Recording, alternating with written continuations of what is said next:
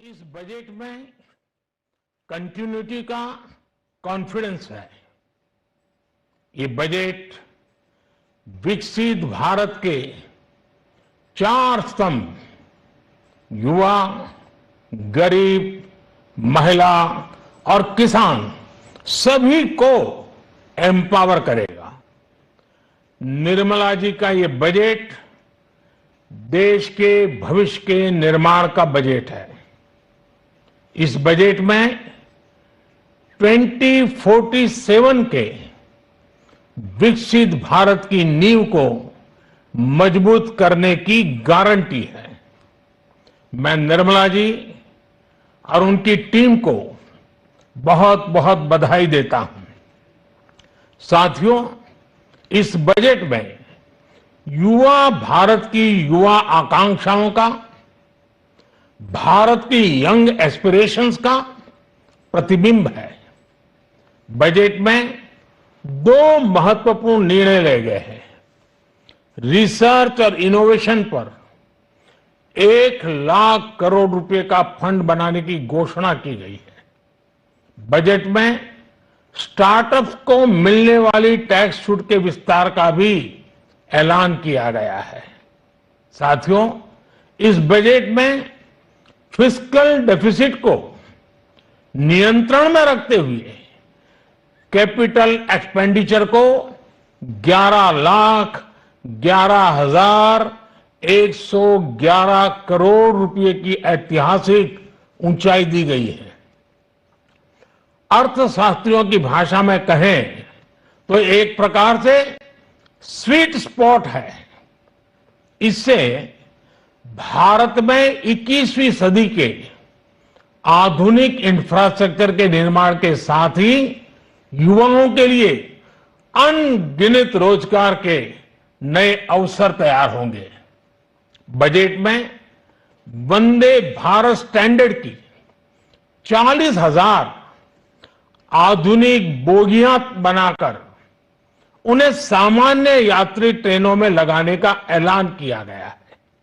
इससे देश के अलग अलग रेल रूट पर करोड़ों यात्रियों में आरामदायक यात्रा का अनुभव बढ़ेगा।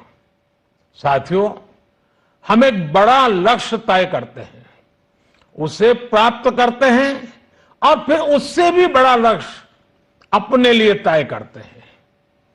गरीबों के लिए हमने गांवों और शहरों में 4 करोड़ से अधिक घर बनाए। अब हमने 2 करोड़ और नए घर बनाने का लक्ष्य रखा है। हमने 2 करोड़ महिलाओं को लखपति दीदी बनाने का लक्ष्य रखा था। अब इस लक्ष्य को बढ़ाकर 3 करोड़ लखपति दीदी बनाने का कर दिया गया है।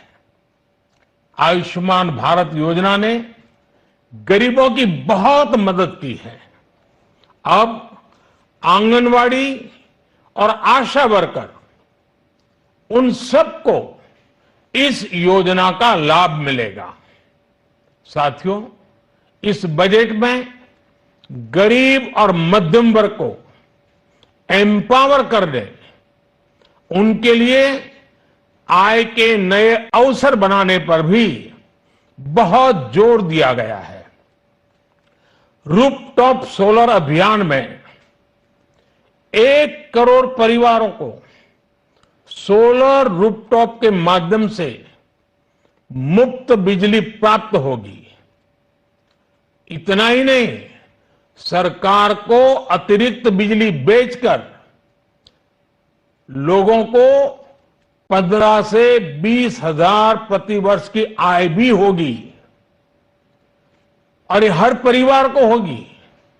साथियों, आज जिस इनकम टैक्स रेमिशन स्कीम की घोषणा की गई है, उससे मध्यम वर्ग के करीब 1 करोड़ लोगों को बड़ी राहत मिलेगी। पिछली सरकारों ने सामान्य मानवी के सिर पर दशकों से ये बहुत बड़ी तलवार लटका कर रखी थी। आज इस बजट में किसानों के लिए भी बहुत महत्वपूर्ण और बड़े निर्णय लिए गए हैं। नैनो डीएपी का उपयोग हो, पशुओं के लिए नई योजना हो, पीएम मत्स्य संपदा योजना का विस्तार हो और आत्मनिर्भर ऑयल सीड अभियान हो। इससे किसानों की आय बढ़ेगी और खर्च कम होगा। मैं एक बार फिर सभी देशवासियों को इस ऐतिहासिक बजट के लिए शुभकामनाएं देता हूं। बहुत बहुत धन्यवाद।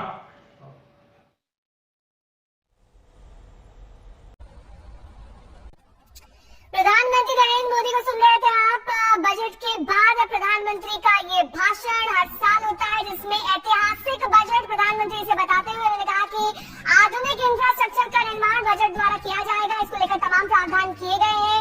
रेलवे इंफ्रास्ट्रक्चर बढ़ेगा, इसके साथ ही सड़क और हवाई यातायात को भी प्रोत्साहन देने के लिए इंफ्रास्ट्रक्चर पर सरकार का जोर रहेगा।